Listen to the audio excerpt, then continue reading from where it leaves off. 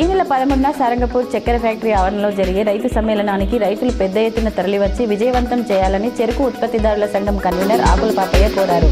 దేశంలో బెల్లానికి మంచి డిమాండ్ ఉన్నందున సారంగపూర్ ఫ్యాక్టరీని బెల్లం తయారీ కేంద్రంగా మార్చి ప్రభుత్వం నేరుగా నిర్వహించాలని డిమాండ్ చేశారు. మత్స్యకారులకు 5 లక్షల ప్రమాద బీమా పథకాన్ని ప్రభుత్వం ప్రారంభించిందని మంత్రి శ్రీహరి తెలిపారు.